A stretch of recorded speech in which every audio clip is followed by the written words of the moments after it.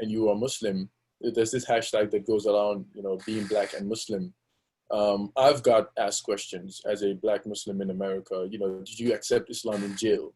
It's something that, you know, people ask, but people mostly assume that you're a convert into Islam. Maybe it's not likely that your parents were Muslim and you were born in a Muslim household. So it would be said, are you a convert? And some would even say, did you accept Islam in prison? You know, it's, for example, I'm here in Philadelphia. That's a common question you get, or people assume that you accepted Islam while you were in jail as a sort of a protection. So it's a stereotype out there. But Habib Shafiq Saab, you know, I would ask what your understanding is as far as, let's say you were asked this question, or people that have this mentality that you're either accepting Islam in jail or, you know, you're a convert into even Islam Ahmadiyya. How do you take that question, first of all, and how do you approach it? Assalamu alaikum rahmatullah Dibba. This is a very intriguing and interesting question. I've had to deal with this question all of my life. I was born African-American Ahmadi in Dayton, Ohio in the 50s. But there's another layer to this that I had to deal with, and that is I was black and I was a Muslim, but I was not a black Muslim with Elijah Muhammad. So for me, initially, growing up, I always had to first make that distinction that yes, I am black and I am a Muslim, but I have no affiliation with Mr. Elijah Muhammad, and then later Louis Farrakhan. So that context, see, the stereotype is out there. It's been out there, but the fact of the matter, Dibba Saab, is that I would look at three categories. There were those pioneers like my father and Junaid's father, and they got Islam from those initial pioneers. Then they had children, and then from those children, then there were converts. We only had a small group, a small select few, later in the 50s and 60s, who were who accepted Ahmadiyyat in jail. Among the most startling and stars was our former Naib Amir, Dr. Muzaffar Ahmad Zafar. And he has always been open about that and his journey to Ahmadiyya through jail. So it is a stereotype, and the fact of the matter is, I and Junaid, we are proof that's So if I heard you right, you said you were born Ahmadi Muslim. Yes. When you were born, your parents were already Ahmadi Muslim. My father accepted Ahmadiyya when he was 17. He accepted in Dayton, Ohio, at the second Jalsa Salana, in the second U.S. Jalsa Salana in Dayton, Ohio. And so Jalsa Salana, for those who may not know, is the annual convention. So again, this comes back, and I'll ask you again, this comes back to the question of, you know, people for example, in the USA Ahmadiyya Jamaat, Ahmadiyya community, may not know or may not know this history, matter of fact, that the Jamaat in USA is not that African Americans came in later and joined. I think if you can highlight the fact that, you know, it was actually founded, in essence, by African Americans, and then it was later that, if you can kind of highlight that part, because I don't think a lot of people know and that, I think know the dynamics. The best highlight I can give is the building of the Dayton Mosque. The first mosque, to my understanding, built from the ground up with the purpose of being a mosque, was built by the pioneers from Dayton and Pittsburgh. And some of those individuals came from Pittsburgh. They settled in Dayton on Randolph Street. And for $8,000, Dibba Saab, they raised $8,000 selling fried chicken dinners. And they fried chicken, they fried chicken and sold dinners. And Brother Wali Kareem, our elder, may Allah be pleased with him, he donated the land. They were craftsmen, and they just literally slowly built the mosque. So the Dayton Mosque was built from the ground up by not people who were in jail, not converts. These were early pioneers who had children. I was one of them. Unfortunately, my father took us away because of his own weaknesses. But the fact of the matter is, I was born there, raised there in that mosque, and was able to come back in my early 20s. So after the Ahmadiyya Jamaat was introduced by the first missionary, Mufti Muhammad Sadiq Saab, who was a companion of the Promised Messiah, and he established the Jamaat, you know, in the USA. All the pioneers back then were African American, were black. And then Most later, of them, as yeah. their children, most of them, and then their children, of course, you know, one of them is would be Shafiq Saab. So I'll come to you, Junaid Saab, and come talking about you as a child, and you can tell us a little bit about, you know, your parents' involvement and you as your, you know, yourself growing up as a child. How were those days like? It must have been different, you know, between you and whatever environment that is you were exposed to, being a born Ahmadi and involvement of your parents.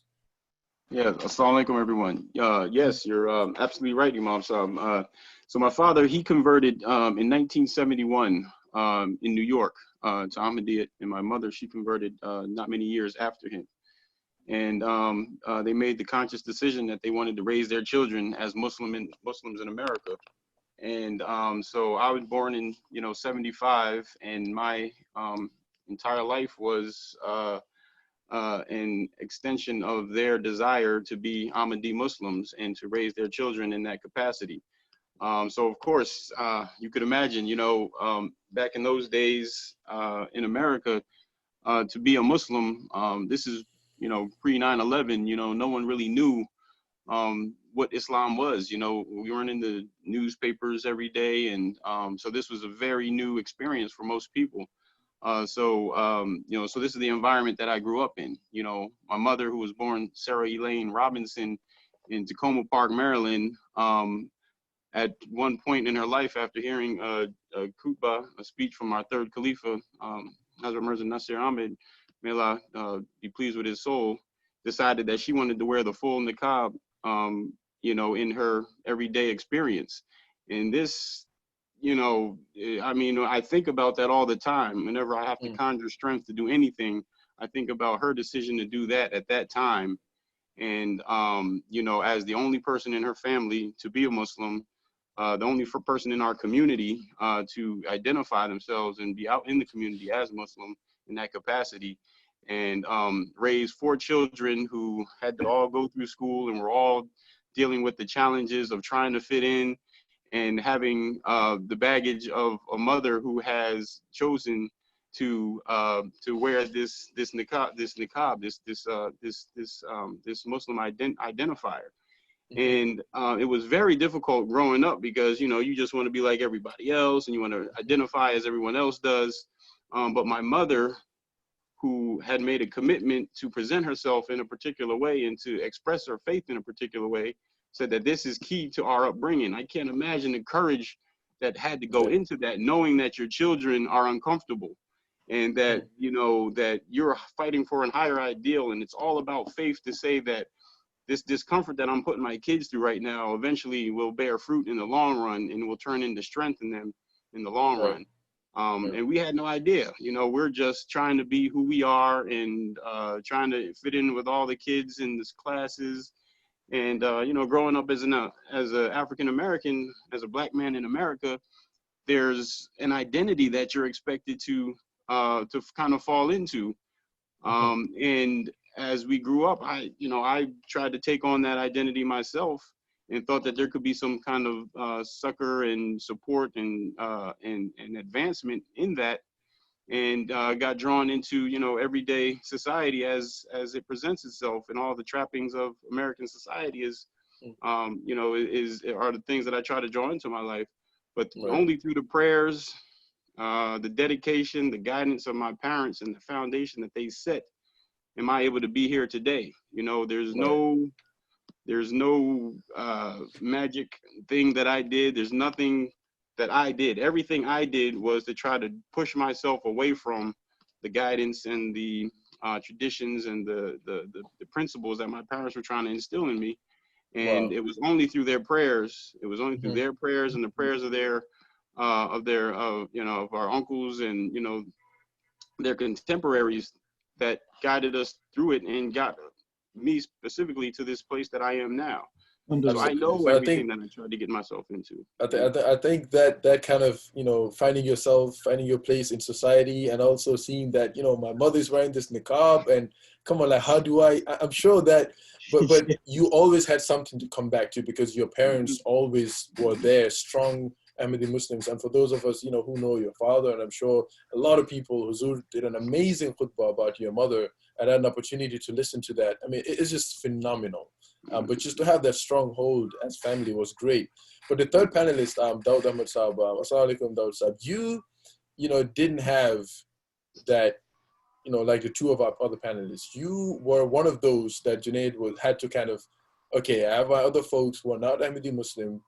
How did you picture Ahmadiyya then growing up, before you accepted Ahmadiyya, and what led you to the message of Ahmadiyya as a young man growing up, not growing up as an Ahmadi Muslim? What did you kind of see looking from outside that attracted you to Ahmadiyya? Assalamu alaikum to everyone. Well, myself,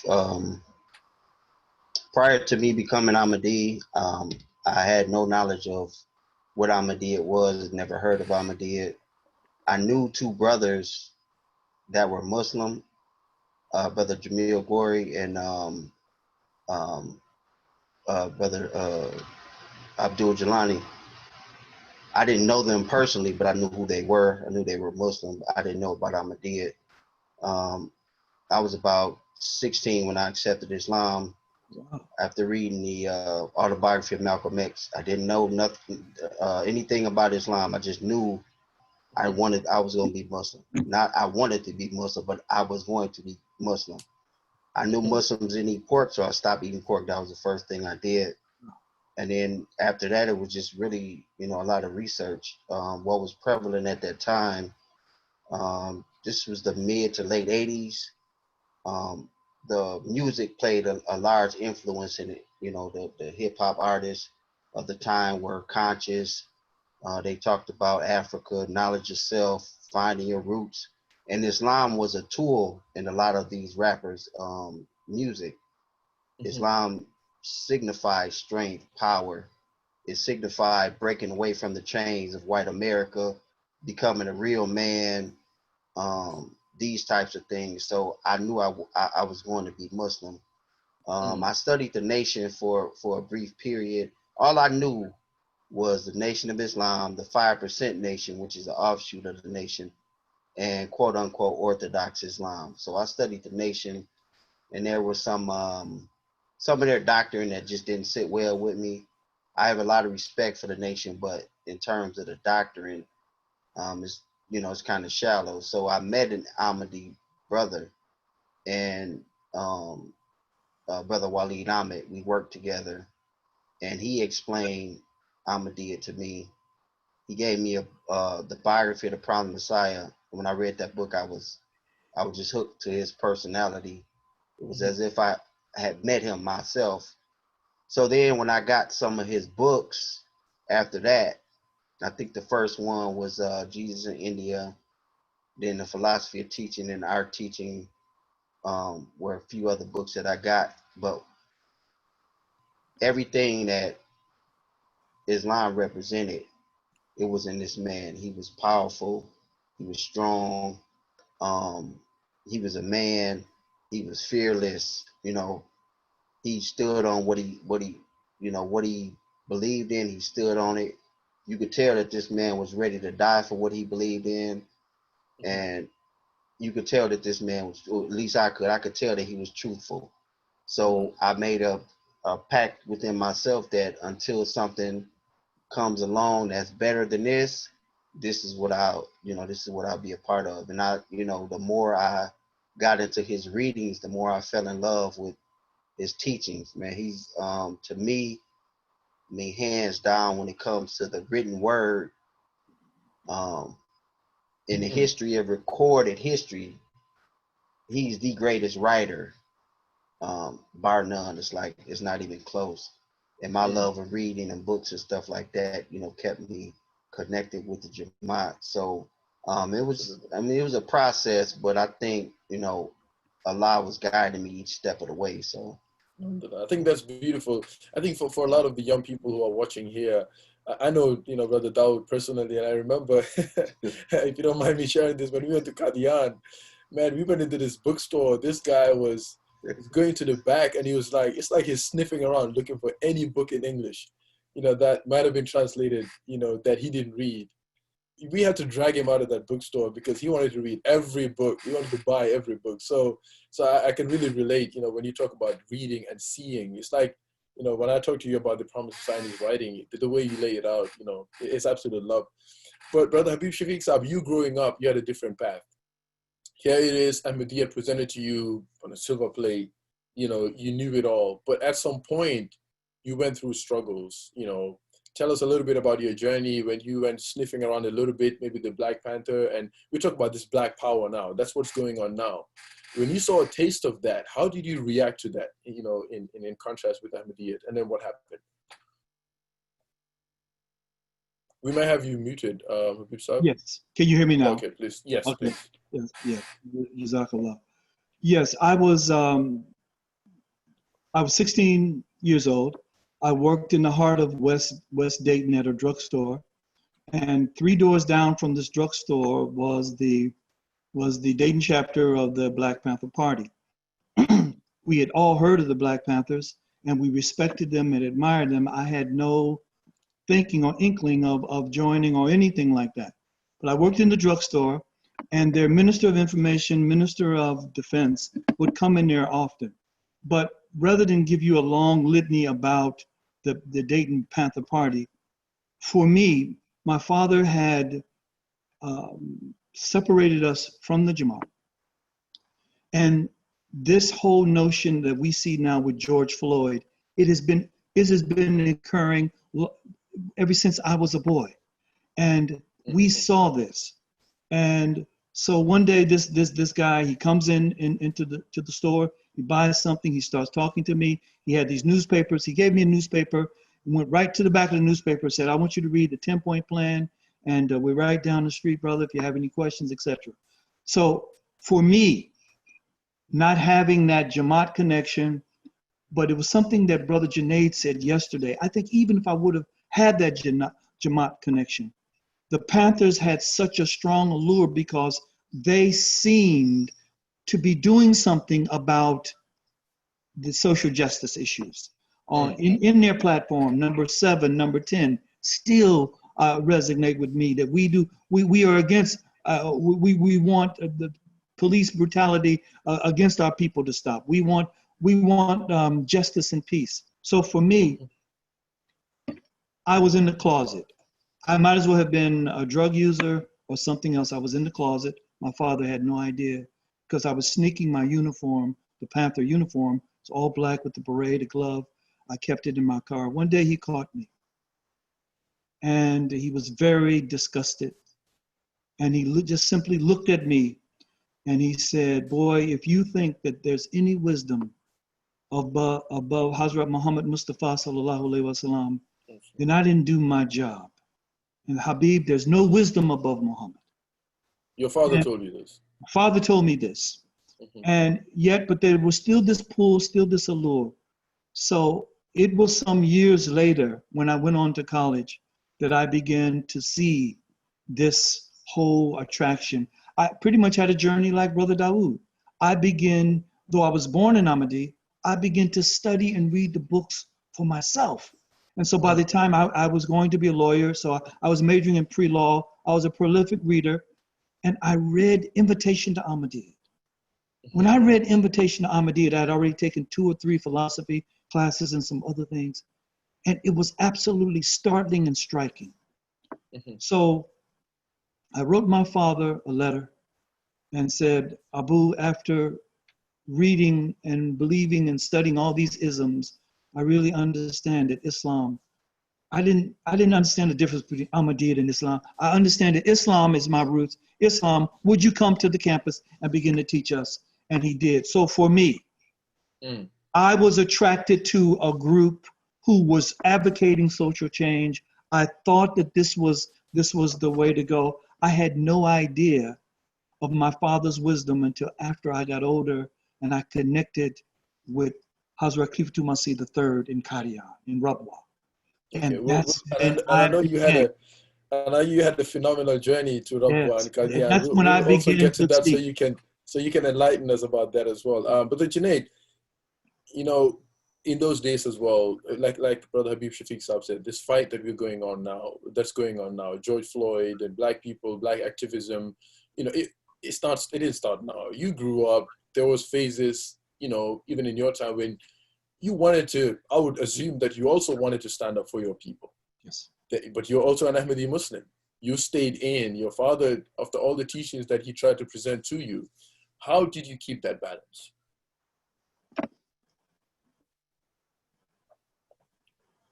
You're muted. Give me 1 second. You want to unmute yourself?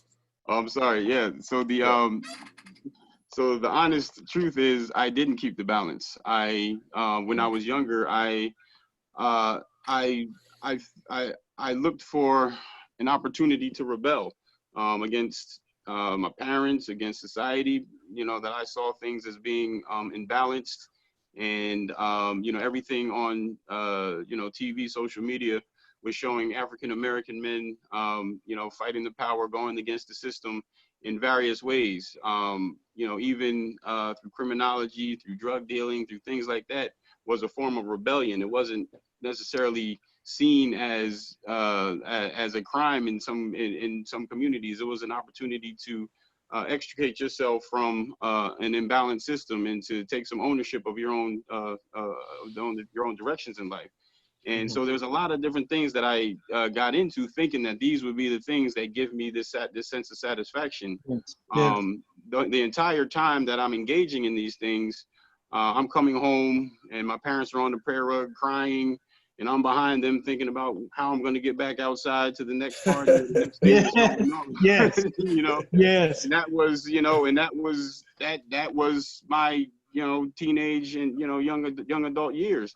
And, but, by the grace of God and by the prayer, I don't know what else it could have been, because, Exactly. to bypass the obvious outcomes that have happened to Black American youth, African American youth in America, who have chosen to go down the path of recklessness and to be outlaws in those early years, and how those has just decimated their lives.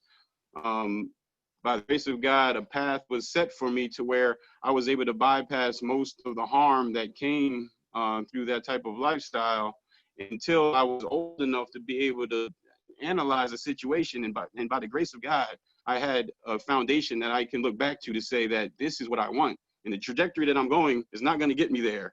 So something has to recalibrate. I could see myself as a young man running, gunning, but when I saw myself as an older person, I saw myself as a married man with a wife and a Muslim family. And I was like, these things don't add up. If I keep going this way, I'm not going to reach that goal. So something has to change. And then I really began to realize that, there's an identity that's intended for me that's outside of what this world has established or is promoting for me. And that is the greatest realization I think that us as African Americans have to realize as we struggle with these social upheavals that come into our lives, is that there's a way that we have to approach this. There's a design that we have to use in order to approach these issues in order to get the success that we're looking for. And the ways that are put out there through social media or through the emotion of people who look like us isn't necessarily the way that's going to get there. And what I realized is when I began to align my thinking with the wisdom that my parents were giving me, which was aligned with what the Khalifa was saying, everything fell into place.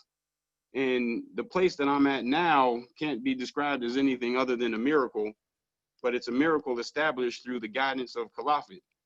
So by me choosing to eventually get married, to marry in in an Islamic way, to move my entire existence to another area, to live as a Muslim, as an Ahmadi Muslim in that space, and then the blessings that came through that, it's nothing. I shudder when I think about it, because it's nothing more than a miracle, an actual miracle that happened in my life, just by me recalibrating my thinking and understanding that my purpose at the end of the day is to please my Creator.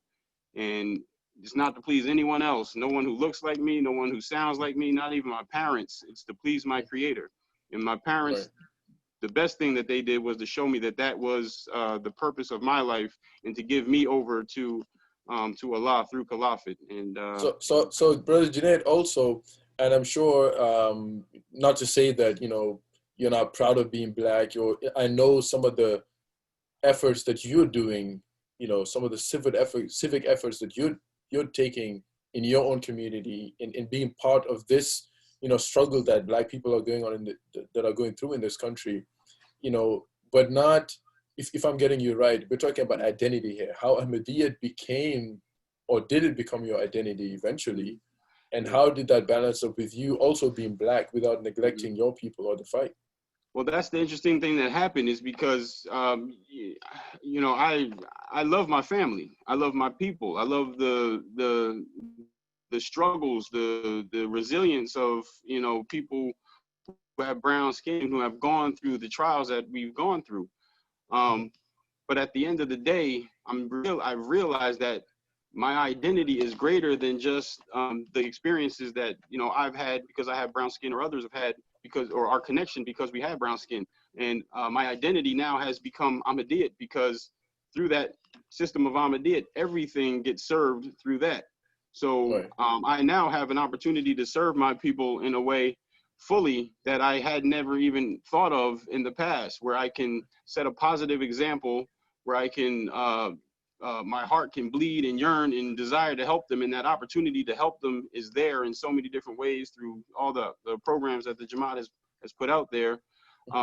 So all of these ways of engaging with my people and bringing them out of the condition that they are in is all available through Ahmadiyyat and the program that the Jamaat has offered for me to be part of. So when you say everything that I'm involved in, that's exactly the thing that made me gave me the spirit to be who I am. I came to the Zion Jamaat, where a lot of social services were happening, where Islam was a practical way, had a practical benefit on the community around it. And I saw Islam in action when I got here as a young man with all of this energy, and was ready to run around and use my energy for something. And this outlet was here for me, and it guided me from Qadam through different levels in the Qadam organization into now into Ansar. So and at some point, Brother Junaid was also serving as the national vice president of the Ahmadiyya Muslim Youth Association. I know Brother Habib Saab, you wanted to say something. Let me just come to Dawood Saab and I'll come back to you. Brother Dawood, this energy that you had while you're coming into the Ahmadiyya Muslim community as a young man, I'm sure you've been involved in this fight as well, this struggle as well. If you can just kind of lay out for you as well, especially for you when Ahmadiyyat was new, right? And then you came in, how did you adjust, right?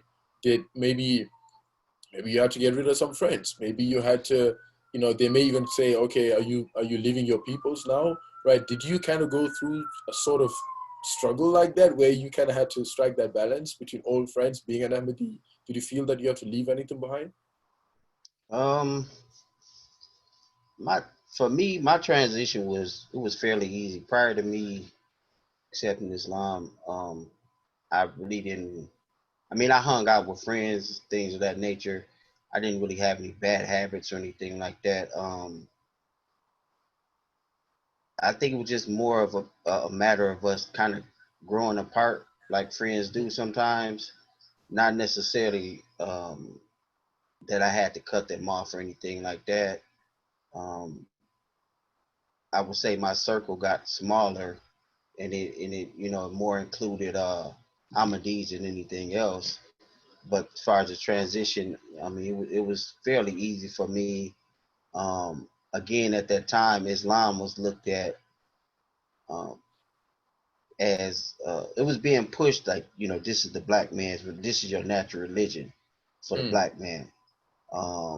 So those people that I was around, they didn't really know about different sects and what Ahmadiyya was. They knew of the nation, they, things of that nature, but it wasn't like I left anybody behind, or I treated anybody differently or acted differently towards them.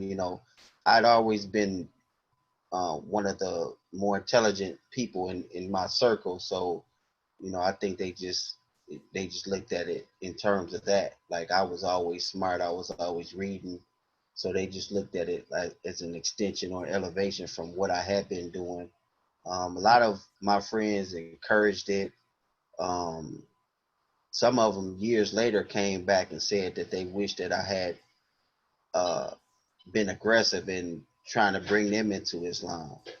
Mm. But at that time, I was still trying to, find my way in Islam. But they so a few of them said that they probably would have accepted Islam had I been a little more aggressive with it. So my transition, like I say, it was fairly easy. Right. And knowing you personally, I also realized that a lot of the the clothing you wear, and we've had this conversation before. There is no shirt or hoodie that this Jamaat has produced that you haven't worn or you don't have in your collection. Do you see that as part of your identity? Because I see you wearing it a lot wherever you are. Yeah, definitely. Number one, it's free most of the time. No, but that's I'm proud of being Ahmadi, and I love to make that distinction. Just some history. When I was younger, there was a Nation of Islam temple here in Racine where I live at, and there was also a World Community Group, and there was some guys that were around my age that joined these other groups. So for me, it was I wouldn't say competition, but I always wanted to make it a distinction between me and them. And I always want to let them know that I'm Ahmadi, because I start getting into some anti-Ahmadi sentiment.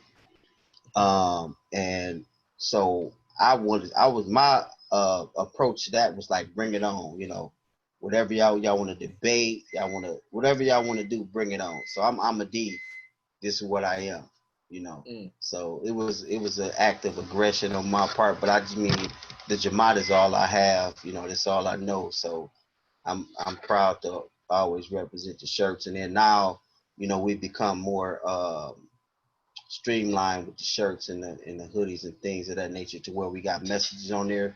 So when you out in public, people come up to you, they see the love for all, hatred for none, or some of the 3-on-3 shirts that we have, they'll ask. Even some of the, like with the ABL Belize, people will come up and ask me, am I from Belize? So that, we get into a conversation about the works that we do around the world. So I just try to be a walking billboard for the Jamaat.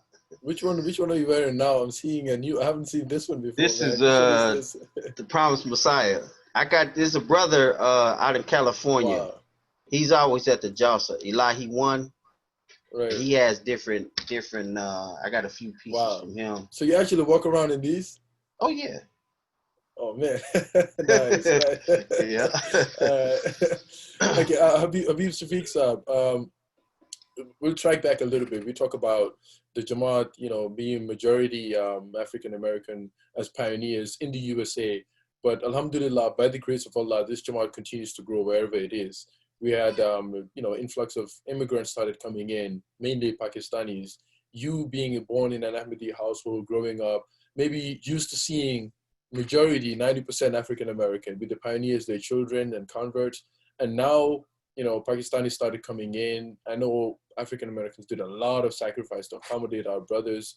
Can you kind of explain that period to us, where the new people were now Pakistanis coming in as members of Ahmadiyya Jamaat in USA? And we also have Brother Sharif on the line who can tell us a little bit about that. But yes, Habib Saab, please. Hear me, Imam Dibba? Yes. Yes, we can hear you. Yes. Imam Saab, I think there are two big distinctions. Mm-hmm. And the first one is, there were those of us who were in majority, predominantly African-American Jamaats, who were in inner cities, who were in big cities, like we were in Dayton. So the Pakistanis that began to influx into the Dayton community, they began to just connect, and pretty much we didn't understand why they didn't feel the way we felt about Islam. So by going to Jalsa, we put these questions to Dr. Masi Salas, and he explained to us. So which Jalsa, which Jalsa, and who went? This was to December 1973. And we put this question to Huzur. So you went to Pakistan as a delegation? Yes, as a delegation. Huzur, why are the Pakistanis who come to America different from what we see here? Here in Rabwa, we feel loved, we feel We feel inundated. We feel all of this, and when we see them there's this disconnect, and he explained that. But for those of us in Dayton, we didn't have that because we were predominantly African American. We were very, very strong. As Junaid said about Zion, we had made an inroad in the community, and here was a big distinction that also created some distance between us and our Pakistani brothers. We identified as Muslim by wearing the cap. Whenever you saw one of us on our jobs, in the street, on the bus, on the bike, at the gym, we had this cap. And then when they came, well, they didn't wear the cap. So for us, this was identity, and so people in Dayton knew us so like that. But it was not that with everyone.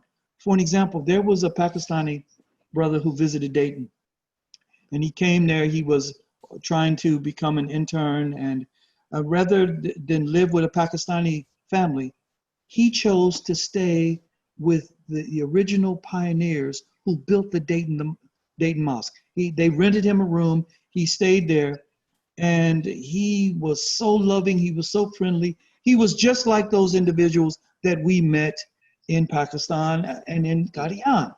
So he would go all over Dayton. There were gang wars. There was this, and he would just go all over Dayton. And to our chagrin, we would wonder, we would be worried about him. But he blended in because when he came came as a brother. And I used to take his letters to mail them off. He would get these return letters back. No, you're not going to get in our medical school. But finally he got admitted. And then he left us to go off and do his internship. That Pakistani, who was this, if I may ask? That Pakistani brother is our Amir right now. Oh, wow. Our current Amir. Rather than stay with people in other nice affluent neighborhoods, etc. Right. No, he stayed with us because he felt this connection. And it was absolutely, but this was not always the case. You had other influxes of Pakistanis who came to other Jamaats, other African Americans have other experiences. But, wow. lastly, Clifton Masih Rabi explains this phenomenon in his Detroit address when he talks about this the psychological thing that happened during the time of Hazrat Noah, and it's reoccurring, this baggage that individuals bring. And this is something that we have to overcome. But there were brothers who were not African American and who are our first kind of Qadam al-Ahmadiyyat was a white brother. And we never saw Yahya as a white brother. He was a brother. He was more militant in many instances about things than we were. So we didn't see that. We wanted brotherhood. And when individuals who moved here from Pakistan, they wanted the American dream. And for us, the American dream was not a dream. It was a nightmare. We were being persecuted and brutalized in our community, in our society. We wanted what Islam and Ahmadiyyat had to offer. We could care less about the American dream. Well, I think that's of course cultural. That's when you're used to one type of way and then another group comes in. There's of course cultural collision. Yeah. Okay. I think we do have Brother Sharif on the line, right? Assalamu alaikum. Are you with us, Brother Sharif? Just to share a comment. If you can unmute yourself. Assalamu alaikum, Rabbi Sahib. Who are you looking for? Brother Sharif. Tariq Sharif. Tariq Sharif. I'll get him in the meantime if you want to continue and all. Okay, I'll continue when he's on. You can just let us know. Okay, Brother Junaid, we also talk about, you talked about, different phases. We talked about how, growing up, everyone goes through different phases. Now there's this tag of lost sheep. Sometimes people put it out there, but where are the children of the African Americans? Why don't we see them in the Jamaat? Why aren't they active? They're the lost sheep. And this kind of stereotypes sometimes get thrown out there, that we see a lot of these African American brothers who are doing amazing stuff, but none of their children are around. What happened to them? Didn't they do proper training of them? I know it hurts, but tell us a little bit about that. You growing up and still being fairly young, and maybe understanding what is it that those people are going through and what you're doing with your family, maybe. Yeah, Yeah, definitely. So yeah, I grew up in a Jamaat that was predominantly Southeast Asian, Indian, Pakistani. So there were definitely instances that were hurtful, and instances that I felt as I grew older, I felt I should distance myself from, and used as an excuse to say, well, I need to be outside of the Jamaat, or I need to run around in the streets, but to be fair, at the same time, there were many Pakistani families who were very warm and very welcoming, and who to this day I still see as family, and who see my parents as family. So what my father always used to tell me was, if you go to the mosque and you don't have any friends there, then you make friends. He's like, he reinforced that these are my true brothers. And as much as I tried to buck that and, go to what's comfortable based on my cultural, upbringing, or based on the box that my race says that I need to the environments I need to be comfortable in. So I tried to access those, but my parents always let me know that the place I needed to be was within Ahmadiyya. So that's the same message that I try to have resonate with my children, is that whatever is going on, whatever the Jamaat is calling my family to do, I try to have them involved. Because I know from my experience, the more they're involved, whatever their experience is going to impact the things that they're involved in. And in that, there's going to be a wider impact that will be had, that will resonate with people who come from the same background as we do, or may have the same life experiences that we do because of our race. So what I feel happens with our lost tribe members is that we have this connection with our race, this deep connection with our race, and at a point we get to a point where we're going to be in this environment of a Jamaat that is majority 90% of a culture that's not ours. So there has to be this acceptance of that, and this desire to bridge gaps, and to figure out where the connecting points are between our two cultures, and to identify that ultimately we're both here to serve Ahmadiyyat and try to grow and move forward. So the more that we can do as parents to minimize whatever the conflicts are and amplify whatever the similarities are to keep ourselves in this Jamaat, I think it'll be beneficial for our children and for the future of this Jamaat and its ability to resonate with people who come from an African American or an American background, because we need to have those influences here in the Jamaat in decision-making capacities, and just being represented, so people can hear this perspective and begin to be sensitive to some of the issues that our communities are dealing with. And I think that's once we become sensitive to these issues that we're seeing in society, and we start addressing those issues and being engaged fully, then we'll see some of these lost tribe members begin to return, because deep down, they're all still Ahmadis. That information hasn't left them. And at their core, there's a desire, I believe, for them to return to the Jamaat. And they're just looking for that access ramp off of the highways that they've ended up on. So So would you also say that maybe some of them don't feel that the Jamaat is taking that step in terms of fighting this fight, so therefore, you know what, I'm gonna go with my people and fight the fight? I don't know if it's a fair question, but yeah, I think that's definitely it. Everyone goes to to what they're comfortable with. And and the way that this fight is being fought outside of the Jamaat is what's on TV. It's what's being promoted. It's what has a history here in America, and a whole propaganda machine behind how effective it was, or how to present it as being effective.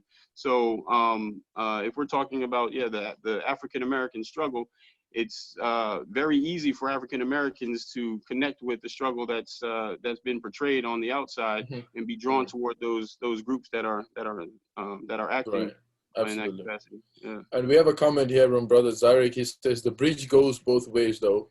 Pakistanis should also gravitate towards their black brothers and sisters and should take the time to have an understanding of the cultural differences. So I think if it goes both ways, we also have Brother Tariq, who's Tariq Sharif, who's attending the call listening, but I'll put you on the spot here.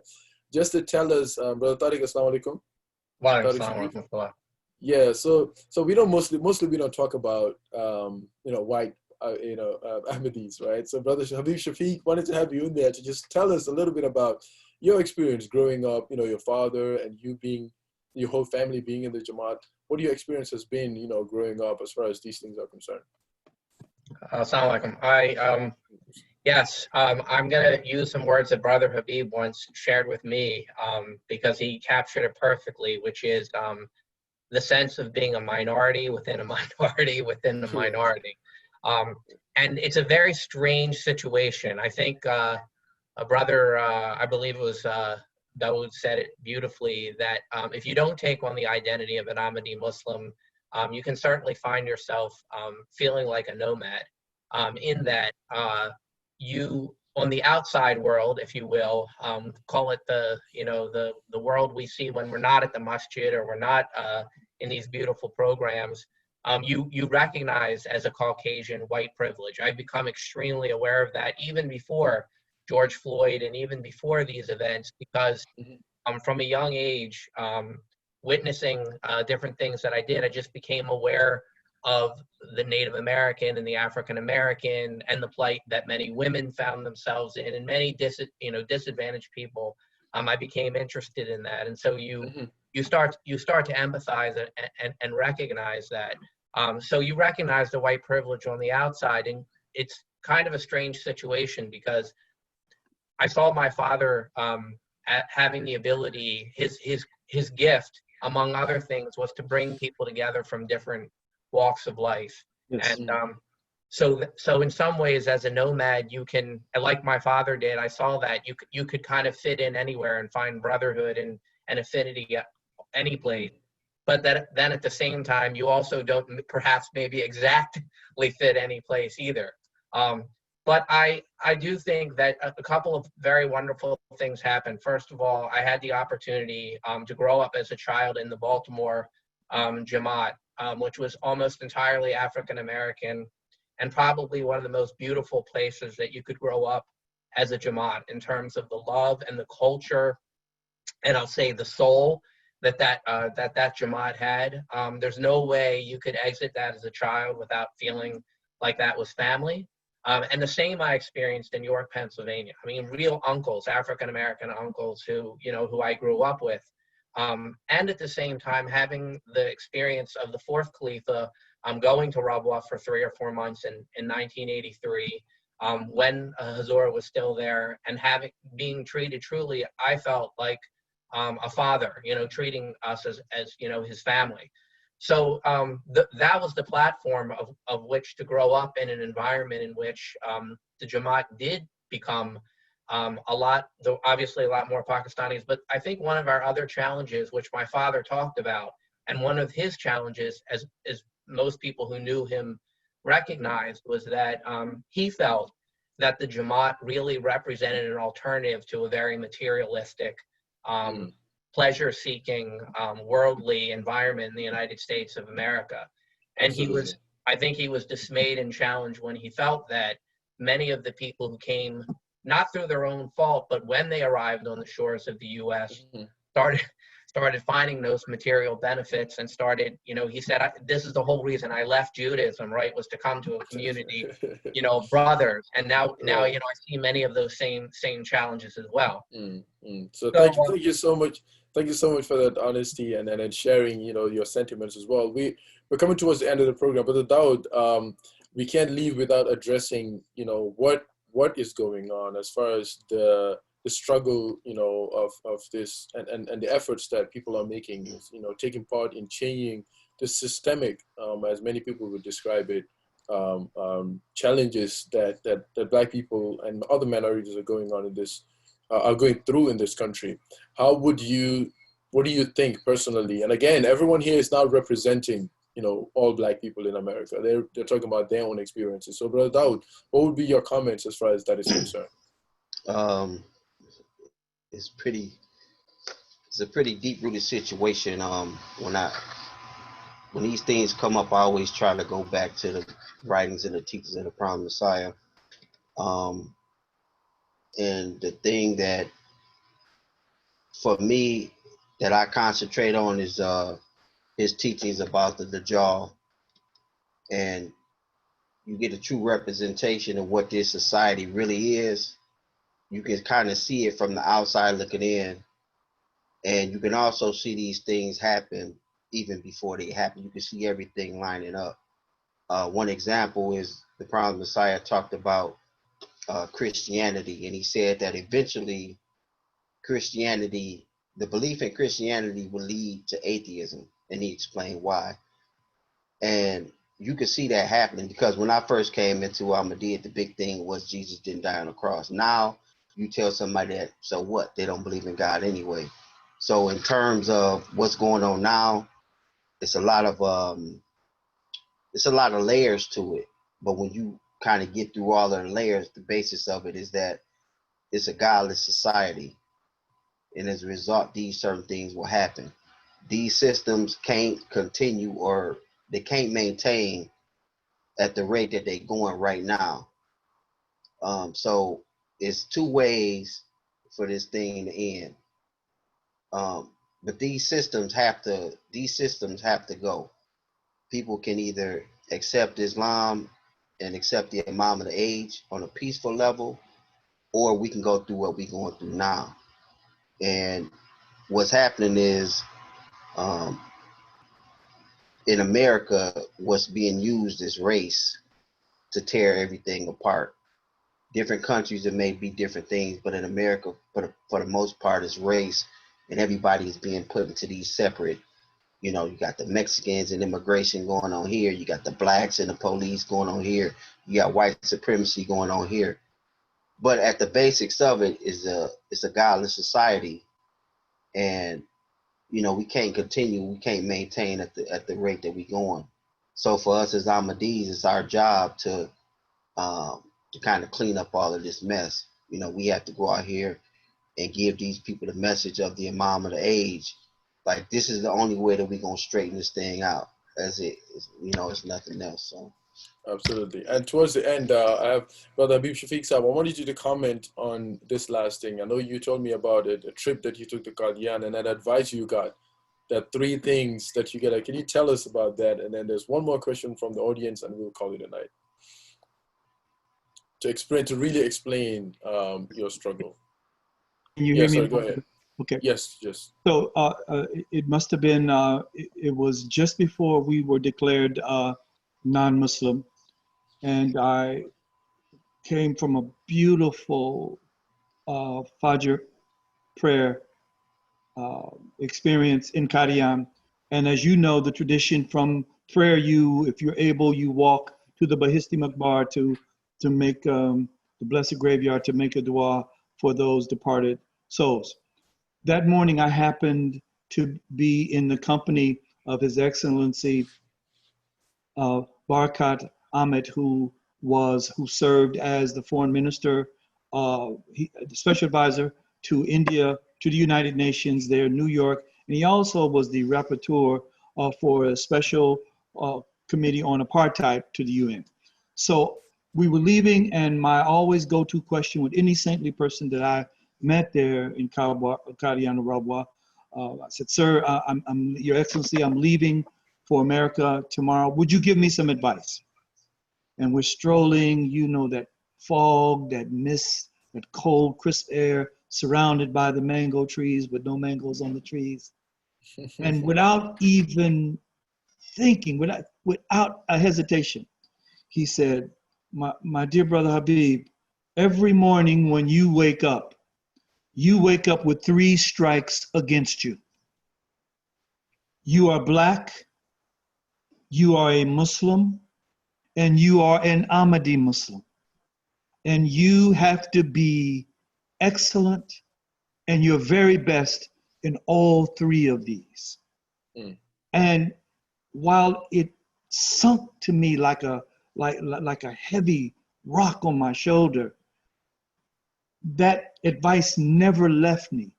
And so it was through Caliphate that I found a way, and a connection with the Jamaat, that I found a way to be the best black man that I could be, to exemplify that for my people, to be the best Muslim that I could be, because I was more attracted, before I reconnected with the Jamaat, I was more attracted to other Muslims because they, again, had this militant kind of rebellious flair.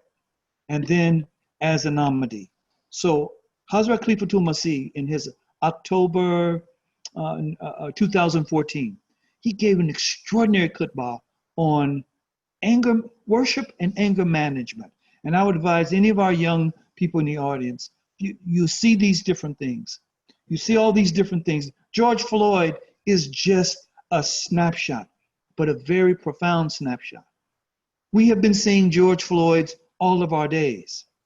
And Hazrat Khalifatul Masih in this khutbah showed us what Brother Dawood was saying, how we can take Islam and Ahmadiyyat and channel it in a positive way, a positive force, to truly create a real revolution for America and our people.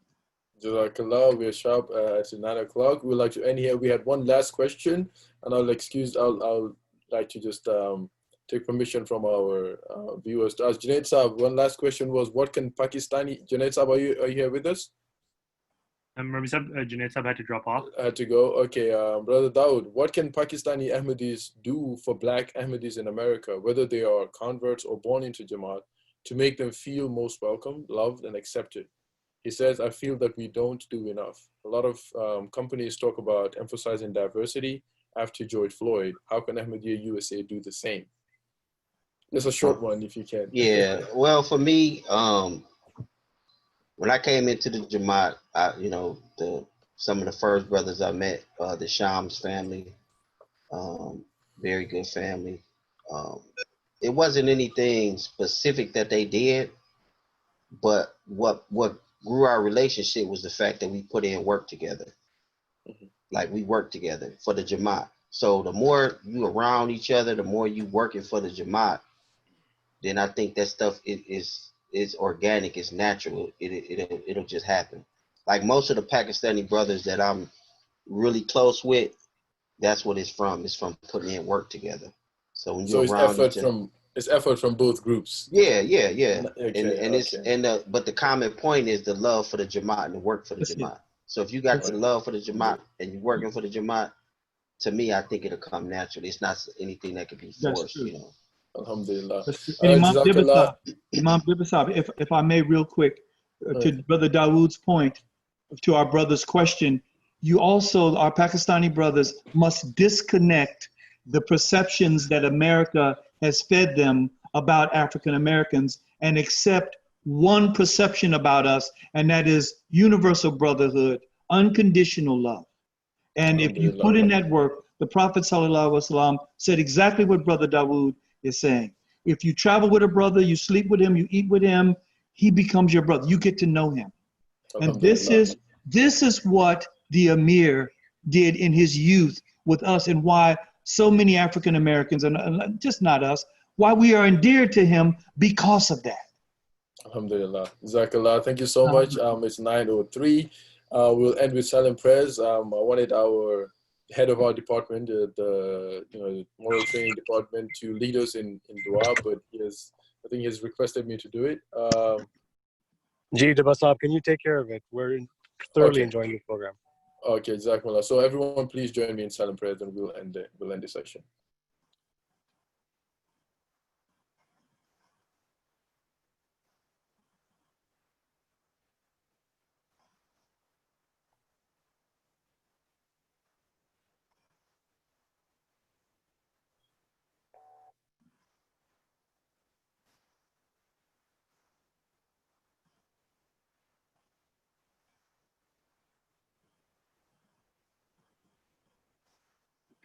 Ameen. Ameen. Jazakumullah. Assalamu alaikum wa rahmatullah, everyone. See you all next week. We'll have another program for you next week, and we'll make announcements. Jazakallah. Assalamu alaikum. Before everybody drops off, I just wanted to. And Can you hear me? matter of fact, next week's topic. Well, I don't have it. It's okay. Yeah, go ahead, brother. Yeah, just before everybody drops off, I just wanted to mention one link that was made by the National Tarbiyyat Department as well. That was shared before. I'll share it again now.